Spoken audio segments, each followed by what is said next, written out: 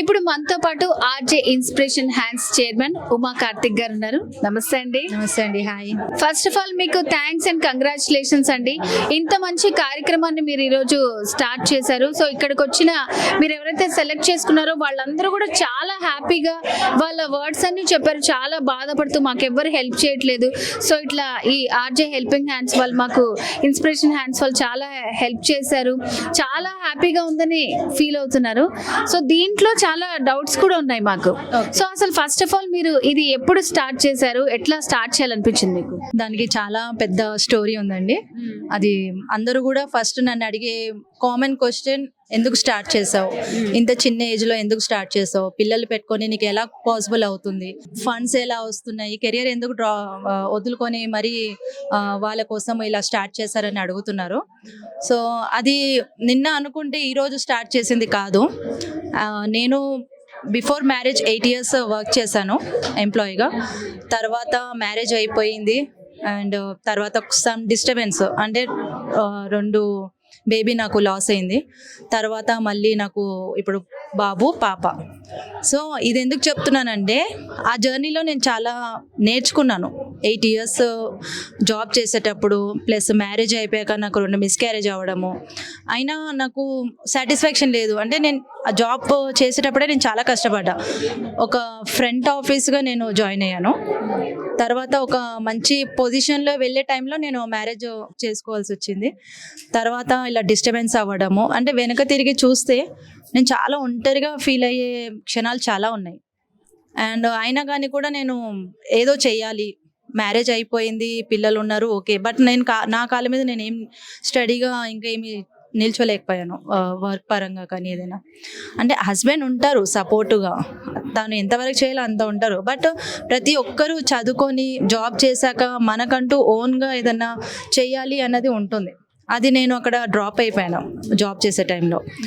So మళ్ళీ నేను బాబు పుట్టే టైంలో మళ్ళీ నేను బిజినెస్ స్టార్ట్ చేశాను అదే పట్టుదలతో. మళ్ళీ అది కూడా బ్రేక్ అవ్వాల్సి వచ్చింది, ఎందుకంటే అది 3 years తర్వాత మళ్ళీ నాకు పాప కన్సీవ్ అయింది. సో ఒక సైడ్ బిజినెస్, ఒక సైడ్ ప్రెగ్నెన్సీ. సో ఇంకా నేను ఏది చూస్ చేసుకోవాలి, ప్రెగ్నెన్సీ చూసి. సో అది కూడా నాకు ఎంతో కష్టపడి 3 years నేను స్ట్రగుల్ అయ్యాను బిజినెస్కి అలోన్గా. నాకు ఇంట్రెస్ట్ అంటే హస్బెండ్ సపోర్ట్ ఉండడం ఉండకపోవడం అది తర్వాత విషయం, బట్ నాకు ఇంట్రెస్ట్, నాకు ముందుకు వెళ్ళాలి, నలుగురికి హెల్ప్ చేయాలి అన్నది నాకు ఎప్పటి నుంచో ఉంది. ఎందుకంటే చెప్పాను కదా, నేను స్టార్టింగ్ నుంచి నా ఏజ్ 17 ఉన్నప్పటి నుంచి నేను చాలా మంది చిన్న చిన్నవి ఏదో చేసుకుంటూ, అంటే మనకి ఎవరైనా హెల్ప్ అడిగితే లేదు అని చెప్పొద్దు, నా కాన్సెప్ట్ అది. ఎందుకంటే నేను చాలా మందిని జాబ్ అడిగాను, చాలా ఫైనాన్షియల్గా ఎగ్జామ్ రాసేటప్పుడు కానీ ఒకరిని అడగడం జరిగింది. అందరూ ఫేస్ చేస్తారు, నేను ఒక్కదానే కాదు, ప్రతి ఒక్కరు కూడా లైఫ్లో అది అన్నీ ఎదుర్కొని ఎప్పుడు సెట్ అయిన వాళ్ళు ఉంటారు. అందులో నేను నేర్చుకున్నాను ఏంటంటే, మనని ఎవరైనా అడిగితే ఒకటి మాట సాయం, లేదంటే చేతు సాయం చేయాలి ఖచ్చితంగా. అది రేపు మనకి దేవుడు ఏ రూపంలో వచ్చి హెల్ప్ చేస్తారో మనకు తెలియదు. నేను ఆ కాన్సెప్ట్ మీద నేను హెల్ప్ చేస్తుంటాను. అవన్నీ చిన్న చిన్నవి. పాప పుట్టింది, ఓకే, అక్కడ వరకు. నాకు ఏంటంటే నా కెరియర్ ఇంపార్టెంట్. నాకు ఫస్ట్ ఏంటి, నా కెరియర్ ఏంటి, జాబ్ బిజినెస్ చేశాను, నా కెరియర్ ఏంటి, ఇంకా నేను హస్బెండ్ మీద డిపెండ్ అవ్వడం అనేది నాకు కొంచెం నర్వస్గా అట్లా ఉండేది. సో ఒకసారి గుడిలో కూర్చొని, ఎప్పుడు నేను దేవుణ్ణి ఏది కోరుకోలేదు. నాకు ఒకటి, అది ఇప్పుడున్న జనరేషన్ అమ్మాయిలకి 1 రూపీ ఏదైనా అమౌంట్ మిగిలితే ఏదైనా సేవింగ్ చేసుకోవడం కానీ కొనుక్కోవడం కానీ జరుగుతుంది. నాకు అలా ఉండదు. ఉన్న ఒక 10 రూపీస్లో కొంతమందికి హెల్ప్ చేయాలి అన్న కాన్సెప్ట్ నాకు ఉంది కాబట్టి, సో అడిగాను దేవుడిని, నాకు ఏదైనా ఒక దారి చూపించు, ఒక్క ఛాన్స్ అని నువ్వు. ఇప్పుడు జాబ్ చేద్దామంటే నాకు పిల్లలు ఉన్నారు 2. బిజినెస్ చేద్దాము అని అంటే ఇప్పుడు ఇన్వెస్ట్మెంట్ చేసి మళ్ళీ అంత స్ట్రగుల్ చేసి అంత నాకు టైం లేదు, పిల్లలు ఉన్నారు కాబట్టి. సో ఏదైనా ఒక దారి చూపించాను. నేను ఎప్పుడు దేవుని అదే కోరుకున్నాను. అసలు ఇంతమంది వీళ్ళ అభిమానం చూపిస్తుంటే నేను ఎక్స్పెక్ట్ చేయలేదు అసలు. సింగిల్ పేరెంట్ అన్నది నేను ఎవరికైనా సింగిల్గా స్ట్రగుల్ అవుతున్న వాళ్ళకి సపోర్ట్ చేయాలి అనుకున్నాను. అందులో కొన్ని ఇవి లేడీస్ భర్త చనిపోయాక అదే టైంలో నేను చూడడం జరిగింది. సో ఏం సపోర్ట్ ఉండదు వాళ్ళకి. పెళ్ళికి ముందు పేరెంట్స్ ఉంటారు, పెళ్ళి తర్వాత హస్బెండ్ వరకు అంతా ఓకే, బాగానే ఉంటుంది. ఆఫ్టర్ హస్బెండ్ ఎక్స్పైర్డ్ అయ్యాక ఎవరు ఉంటారు, ఎవరు ఉండరు. ఆ అమ్మాయి అటు చావలేక అటు పిల్లలు. ఇప్పుడు నా పరిస్థితి ఎలా వచ్చింది, అటు షాపు ఇటు పిల్ల ప్రెగ్నెన్సీ. ఇప్పుడు వాళ్ళకి ఎలా ఉంటుంది, అటు హస్బెండ్ చనిపోతాడు, ఎలాంటి సపోర్ట్ ఉండదు, ఇటు పిల్లలు ఉంటారు. అది ఎందుకో నాకు బాగా మైండ్లో ఉండిపోయింది. కొంచెం అన్నీ ఆలోచించి అలా నాకు అనిపించింది చెయ్యాలి అని. సో నేను స్టార్ట్ చేశాను, కొన్ని ఇయర్స్ దీని గురించి స్టడీ చేశాను. తర్వాత మెల్లమెల్లగా నాకు ఒక టీం అన్నది నేను ఫామ్ చేసుకున్నాను. తర్వాత మళ్ళీ నా ఫ్రెండ్స్ కానీ అందరూ కూడా ఏంటంటే ఇది రిజిస్ట్రేషన్ చేసుకో, కంపెనీ బాగుంటుంది, నేను మంత్లీ ఒక్కరికి హెల్ప్ చేద్దాం అనుకున్నాను. యాక్చువల్లీ ఒక స్టూడెంట్తో నా సేవింగ్ అమౌంట్తో స్టార్ట్ చేద్దాము అనుకున్నాను. అది కాస్త ఏమైందంటే నేను ఫ్రెండ్స్కి అలా షేర్ చేసేటప్పుడు వాళ్ళు కూడా నా వంతు కాంట్రిబ్యూట్ కూడా చేస్తాం మేము అన్నారు. అలా 2 స్టూడెంట్స్ అయింది, 3 స్టూడెంట్స్ అయింది. సో అలా టీమ్ ఫామ్ చేసుకోవడం, ఆఫీస్ పెట్టడం, అలా స్టెప్ బై స్టెప్ ఇక్కడ వరకు రావడం జరిగింది. ఈరోజు రవీంద్ర భారతిలో ప్రోగ్రామ్ చేస్తున్నాను అంటే ఈరోజు ఇంతమంది సింగిల్ మదర్ నాకు కాంటాక్ట్ చేస్తూనే ఉంటారు. నా నెంబర్ చాలా స్ప్రెడ్ అవుతుంది. సో ఇంకా వీళ్ళకి నేను చెయ్యాలి ఖచ్చితంగా. సో అంటే సింగిల్ మదర్ అంటే ఎట్లాంటి వాళ్ళని మీరు అసలు సెలెక్ట్ చేసుకుంటున్నారు? ఇక్కడ మనం చూసుకున్నట్టయితే చాలా వేరే ప్లేసెస్ నుంచి అందరూ వచ్చారండి. సో అందరివి కూడా అసలు చాలా సాడ్ స్టోరీస్ ఉన్నాయి అసలు. సో మీరు సింగిల్ మదర్ అంటే ఏంటి, మీ ఆర్గనైజేషన్ తరపున ఎలాంటి వాళ్ళని సెలెక్ట్ చేసుకుంటున్నారు? సో నాకు రెఫరెన్స్ గానే వస్తుందండి. ఇప్పుడు ఎవరైనా తెలిసిన వాళ్ళు మా ఇంటి దగ్గర ఇలా పని చేస్తుంటారు, చిన్న పనులు. సో నేను ఆల్రెడీ ఈ ఫీల్డ్లో ఉన్నాను కాబట్టి వాళ్ళు నాకు కాంటాక్ట్ ఇస్తారు. నేను పర్సనల్గా ఇంటికి వెళ్ళి వెరిఫై చేస్తాను. సో మన టీం మెంబరు రాణి గారు ప్లస్ చక్రి గారు ఉన్నారు. సో వీళ్ళు నా ఫస్ట్ టీం మెంబర్స్ అండి, చక్రి గారు, రాణి గారు. సో మేము ముగ్గురం వెళ్ళి వెరిఫై చేస్తాము. వాళ్ళ ఇంటికి వెళ్ళి ఆటోమేటిక్ నా కాంటాక్ట్స్ వచ్చేస్తాయండి. మేము ఇంకోటి సెకండ్ స్కూల్కి కూడా వెళ్ళి ప్రిన్సిపల్ని అడుగుతాము, ఇలా మాకు సింగిల్ పేరెంట్ గురించి డీటెయిల్స్ కావాలి అని. ఎందుకంటే ఇప్పుడు మనకి వాళ్ళ గురించి ఐడెంటిఫై చేయడం అన్నది చాలా కష్టం. సో అందుకని స్కూల్కి వెళ్ళి అడిగితే ఆటోమేటిక్ ప్రిన్సిపల్ మాకు కొన్ని కాంటాక్ట్స్ ఇస్తారు, తెలిసిన వాళ్ళు రెఫరెన్స్ ఇస్తారు. సో ఇప్పుడు ఇలా షో చూస్తుంటే లాస్ట్ టైం మేము లోగో లాంచ్ చేసాము, అలా చూసి చాలా మంది మాకు కాంటాక్ట్ చేసే వాళ్ళు ఉన్నారు. సో మేము కంపల్సరీ వాళ్ళ ఇంటికి వెళ్ళి వెరిఫై చేస్తాము. చేశాక వాళ్ళ పరిస్థితి తెలుస్తుంది. ఒక్కొక్కరి స్టోరీ, ఇప్పుడు మీరు మాట్లాడిన వాళ్ళ ప్రతి ఒక్కరి స్టోరీ, వాళ్ళ ఇల్లు చూస్తుంటే పిల్లలతో ఎలా ఉంటున్నారో అన్నది నాకు బాగా హార్ట్కి టచ్ అయింది. చేస్తే వీళ్ళకి ఇంకా చెయ్యాలి అన్నది నాకు ఇంకా అనిపించి నేను ముందుకు వెళ్తున్నాను వాళ్ళ గురించి. మీకు చిన్నప్పటి నుంచే ఉంది ఇది, చిన్నగా ఏదో ఒక హెల్ప్ చేయాలి కాబట్టి మీ ఆలోచన, మీరు జాబ్ చేస్తున్నా మీ దృష్టి అంతా మళ్ళీ ఇక్కడే ఉంది. ఫైనల్ గా మీరు ఇట్లా ఒక ఆర్జే ఇన్స్పిరేషనల్ హ్యాండ్ అని చెప్పి ఒక మంచిది సంస్థ స్టార్ట్ చేశారు. సో ఫ్యూచర్ లో దీని ద్వారా ఇంకా ఏమేమి చేయాలనుకుంటున్నారు మీరు? ఒక స్టూడెంట్ తో స్టార్ట్ చేద్దాము అనుకున్నాను. అది ఇక్కడ వరకు ఇంతమంది స్టూడెంట్స్ అయిపోయారు. ఇప్పుడు నాకు అసలు ఆలోచన కూడా లేదు వాళ్ళకి ఎంప్లాయ్మెంట్ ఇస్తాను అని. బట్ వాళ్ళు ఫీజు కన్నా ఫస్ట్ నాకు ఎంప్లాయ్మెంట్ చూడండి మేడం, మాకు మంచి జాబ్ చూస్తే మేము నెక్స్ట్ టైం మీరు పే చేసే అవసరం కూడా ఉండదు. మాకు జాబ్ సరిగా లేనందుకే కదా మేము ఇలా ఒకరి మీద డిపెండ్ అవుతున్నాము. సో నెక్స్ట్ ఎవ్రీ మంత్ ఉంటుంది వాళ్ళకి ఫీజు. సో మంత్ వచ్చే వరకు వాళ్ళు రెంట్ పే చేయాలి, ఎక్స్పెండిచరు, అలాగే స్కూల్ ఫీజు, ఇవన్నీ వాళ్ళు స్ట్రగుల్ అవుతుంటారు. సో నేను ఎడ్యుకేషన్ ఎందుకు తీసుకున్నాను అంటే వాళ్ళకి ఇప్పుడు డబ్బులు ఇచ్చాము అనుకోండి ఖర్చు పెట్టుకుంటారు.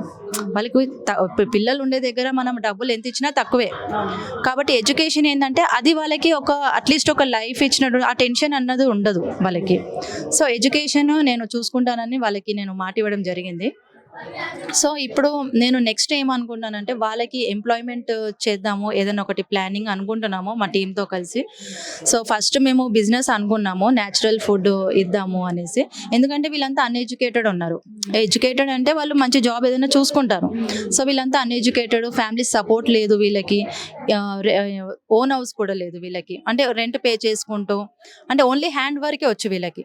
ఏదైనా హ్యాండ్ వర్క్ చేద్దాము అని నేను న్యాచురల్ ఫుడ్ నేను ప్లాన్ చేశాను. బట్ అది కాకుండా వేరే చదువుకునే సింగిల్ పేరెంట్ వాళ్ళు కూడా నాకు కాల్ చేస్తున్నారు, మేడం మాకు ఎడ్యుకేషన్కి హెల్ప్ చేయకపోయినా అట్లీస్ట్ మాకు జాబ్స్ అయినా చూడండి అని. సో నెంబర్ ఆఫ్ కాంటాక్ట్స్ నాకు రావడం జరుగుతుంది. అంటే నెంబర్ ఆఫ్ సింగిల్ పేరెంట్స్ అడిగేది నన్ను జాబ్ ఒకటి. సో చాలామంది అడుగుతున్నారు, మాకు ఫ్రంట్ ఆఫీస్గా కావాలి, మాకు టెలికాలింగ్ కావాలి, మాకు ఇంట్లో పనిచేయడానికి ఒక అమ్మాయి కావాలి అని. సో అలా పంపించేయడానికి పాసిబుల్ అవ్వదు. ఎందుకంటే వీళ్ళు ఇంటి దగ్గర ఏదో చిన్న వర్క్స్ చూసుకొని మళ్ళీ సేమ్ టైం పిల్లలు స్కూల్ నుంచి ఇంటికి వచ్చే టైంకి వీళ్ళు మళ్ళీ ఇంటికి వెళ్ళాలి. కాబట్టి వీళ్ళు వేరే దగ్గర వెళ్ళి జాబ్ చేసుకునే అంత సిచ్యువేషన్ వీళ్ళకి లేదు. సో ఇంటి దగ్గర ఎవరు చూసుకునే వాళ్ళు కూడా లేరు. అందుకనే వీళ్ళ కోసం సపరేట్గా సింగిల్ పేరెంట్ అంటే ఇందులో డివోర్స్ అయిన వాళ్ళు కూడా వస్తారు. ఓన్లీ ఫర్ సింగిల్ మదర్ అంటే ఓన్లీ విడో ఉమెన్, వాళ్ళ కోసమే నేను ఒక ఎంప్లాయ్మెంట్ స్టార్ట్ చేద్దాం అనుకొని డిసైడ్ అయ్యాను. సో అది ఇంకా ఏంటి అన్నది ఫైనల్ అవ్వలేదు. సో అంత గాడ్ గిఫ్ట్ అండి. ఒకవేళ దేవుడు సహకారం ఉంటే నేను ఇక్కడ ఉన్న వాళ్ళే కాదు, ఇంకా చాలా మంది ఉన్నారు మనకి. ఈరోజు కొంతమంది బ్యాచ్ నేను సెలెక్ట్ చేసి చెక్స్ ఇవ్వడం జరిగింది. సో లాస్ట్ టైం కూడా కొంతమంది స్టూడెంట్స్కి ఇచ్చాము. ఇప్పుడు సెకండ్ టైం మళ్ళీ ఇంకా వేరే కొత్త స్టూడెంట్స్కి ఇచ్చాము. ఇంకా వేరే బ్యాచ్ కూడా ఉంది. సో ఒకేసారి ఇక్కడ పాసిబుల్ అవ్వదు ఇవ్వడానికి. అందుకని వీళ్ళందరినీ కలిసి ఒక దగ్గర ఎంప్లాయ్మెంట్గా ఏదైనా స్టార్ట్ చేద్దాము అని ఉంది. నేను వాళ్ళకి ఎలా సపోర్ట్ ఉంటున్నానో నాకు అలాగే సపోర్ట్ ఉండాలి. ఏ విధంగా అయినా కానీ, ఇన్ఫర్మేషన్ కానీ ఏదైనా కానీ సపోర్ట్ అన్నది లేనిది నేను ముందుకు వెళ్ళలేను. సో అందరం కలిసి, నాట్ ఓన్లీ మీరు అందరూ కలిసి వాళ్ళకి ఏదైనా ఒక దారి చూపిస్తే రేపు వాళ్ళ పిల్లలు మంచిగా చదువుకొని ప్రయోజకులు అవుతారు. తండ్రి లేడు కదా అని చెప్పేసి వాళ్ళ పిల్లలు వెనక అడుగు వేయడం అన్నది నాకు అది అసలు కరెక్ట్ కాదనిపించింది. ఓకే అండి ఉమా గారు, థ్యాంక్ యూ సో మచ్. ఇప్పుడు మనతో పాటు RJ inspiration hand team member Chakri గారు ఉన్నారు. చక్రి గారు నమస్తే అండి. నమస్కారం అండి. సో మీరు ఇందులో ఎందుకు జాయిన్ అయ్యారు? నాకు ఫస్ట్ నుంచి నాకు కూడా చాలా ఇష్టం ఇలాంటివి సోషల్ వర్క్ చేయడము. చిన్న పిల్లల చదువు, మా నాన్న ఒక హెడ్ మాస్టర్. మా నాన్న కూడా చాలా మందికి నాన్న జోబులకి ఫీజులు కట్టిన రోజులు ఉన్నాయి. బట్టదానం అన్నదానం కంటే ముందు చదువు దానం మంచిదని చెప్పి మా నాన్న కూడా మాతో చెప్పేది. మనతోటి కాని పని డబ్బు లేకుండా కనీసం ఇలాంటి దాంట్లో తిరిగి మనం ఇంకొకరికి సాయం చేయవచ్చు. నాకు తెలిసిన వారికి రెఫరెన్స్ ఇచ్చి ఆ చదువు గురించి నేను ఈ ఇన్స్పిరేషన్ చేస్తున్నాను. నాన్నగారు ఇన్స్పిరేషన్ మీకంతా? మా నాన్నగారు మా ఇన్స్పిరేషన్. మా నాన్నగారు కనీసం మనతో సహాయం అయిన కాడికైనా పిల్లలకు చదువు దానం మంచిదని చెప్పి ఈ నచ్చి ఇక నేను కంటిన్యూగా ఈ వర్క్ చేయడం స్టార్ట్ అయింది. ఓకే అండి. సో ఇట్లా మీరు కూడా అందరికి హెల్ప్ చేస్తూ మరింత ముందుకెళ్లాలని మనస్ఫూర్తిగా కోరుకుంటున్నాం. అండ్ రాణి గారు కూడా ఆర్జే ఇన్స్పిరేషన్ హ్యాండ్స్ లో వన్ ఆఫ్ ద మెంబర్. రాణి గారు నమస్తే అండి. సో ఇక్కడ చాలా మందితో మాట్లాడితే కాంటాక్ట్స్ అన్ని మీ ద్వారానే వచ్చాయి, మీరే సెలెక్ట్ చేస్తున్నారని చెప్తున్నారు. సో మీరు ఇందులో ఉండడం, ఇంతమందికి హెల్ప్ చేయడం మీకు ఎట్లా అనిపిస్తుంది? యాక్చువల్లీ 10 years నుంచి నాకు బాగా తెలుసు. మా కార్తిక్ నా ఫ్రెండ్గా పరిచయము. తను జనవరి నుంచి చాలా ఇలాంటివి చేస్తూ ఉన్నది చిన్నగా. నాకు కూడా మంచి ఇన్స్పిరేషన్ అనిపించింది. రాణి ఇలాంటివి చేస్తుంటే మనకు కూడా మంచిదని అని తను ఇంత ధైర్యంగా ముందుకు వచ్చి ఇంతమంది సింగిల్ పేరెంట్స్ రావడం అంటే తను చేసిన ఈ గొప్ప పని నాకు ఎంతో అదృష్టం అనిపిస్తుంది. ఇలాంటి ఇంకా ముందుకు మేమంతా టీంతో ఆమెతో ఉండి సహకరిస్తే ఆమె మాకు ఉండాలని మేము కోరుకుంటున్నామండి. అండ్ మేము వెరీ హ్యాపీ. ఇలాంటి సింగిల్ పేరెంట్స్ ఇలా వచ్చి ఇలా ప్రోగ్రామ్ అయినందుకు నాకు చాలా హ్యాపీగా ఉంది మా టీంతో. మీ పేరు? నా పేరు సురేఖ. ఓకే. నేను అగ్రికల్చర్ అండ్ ఫుడ్లో ఉన్నాను, కానీ తనకి సపోర్ట్ సర్వీసెస్ తన ఐడియా ఏదైతే ఉందో ఫార్వర్డ్ వెళ్ళి స్కిల్ ట్రైనింగ్ అండ్ దాంట్లో సపోర్ట్ చేద్దాం అనే ఉద్దేశంతో, because she is having a very good cause. So దానికి definitely being a women support చేద్దామని ఇవాళ we started collaborating with her. Okay. So ఎలా అనిపిస్తుంది అండి ఇక్కడ ఇంతమంది వచ్చారు కదా? మరి ఆబ్వియస్లీ ఇన్స్పైరింగ్ అండి. ఎందుకంటే విమెన్ ఇట్స్ ఒక చిన్న సపోర్ట్ అండి వాళ్ళకి కావాల్సింది. మనీ అనే కన్నా కూడా నేను ఉన్నాను అని చెప్పడం చాలా ఇంపార్టెంట్ విమెన్కి. ఆ ఒక్క ధైర్యం మనం ఇవ్వగలిగితే నాకు నేను చేసుకుంటా. ఇప్పుడు ఆవిడ చెప్పినట్టు వాళ్ళు అడిగింది మాకు మనీ ఇవ్వకపోయినా పర్వాలేదు, జాబ్ చూపించండి. That's self respect is what they are asking. So ఆ సెల్ఫ్ రెస్పెక్ట్ కోసమే తను వాళ్ళని సపోర్ట్ చేస్తున్నారు. And that's a very big cause. So definitely support చేస్తే ఇంకా మంచిగా తను చేయగలుగుతుంది, తన ఆలోచన ముందరకు తీసుకెళ్ళగలుగుతుంది. And that's why and we're always there for her. నమస్తే అండి, నేను లెక్చరర్గా జాబ్ చేస్తున్నానండి. సో నాకు ఉమా కార్తిక పరిచయం వేసి జస్ట్ ఒక 1 month బిలోనే అయ్యిందండి. సో ఆవిడ యొక్క ఆలోచన విధానాన్ని నేను చూడడం వల్ల నాకు చాలా నచ్చిందండి. ఏంటంటే ఉమెన్కి హెల్ప్ చేయడం అనేది most important, that to and single ఉమెన్కి. సో అందువల్ల ఆవిడ నాకు తెలియకుండానే చాలా క్లోజ్ అయింది. బికాస్ నా ఇంటర్నల్గా ఏదైతే ఉందో అదే ఆమెకి కనెక్ట్ అయిందండి. సో నేను లెక్చరర్గా చేస్తూ కూడా నేను ఒక వెల్నెస్ ప్రోడక్ట్లో ఉన్నానండి. No medicine no side effect అనే హీలీ వెల్నెస్ ప్రోడక్ట్లో ఉన్నానండి, వేరియబుల్ మెడికల్ ప్రోడక్ట్లో. సో దాంట్లో నేను నేర్చుకున్నది ఏంటంటే, ఒక వ్యక్తికి ఉన్నటువంటి మానసికంగా, శారీరకంగా, ఆధ్యాత్మికంగా మనం వాళ్ళని గట్టిపరిచినట్లయితే వాళ్ళని మనం ఏ రేంజ్కైనా తీసుకెళ్ళవచ్చును అనే కాన్సెప్ట్ నేను దాని నుంచి నేర్చుకున్నాను. సో దాన్ని నేను అందరికి ఇవ్వాలని చెప్పేసి నా యొక్క ప్రోడక్ట్ని నేను అవేర్నెస్ ఇస్తూ ఉన్నానండి. ఇక్కడ నాకు కనిపించింది ఏంటంటే, అందరిలో ఉన్నది ఎమోషనల్ అండి.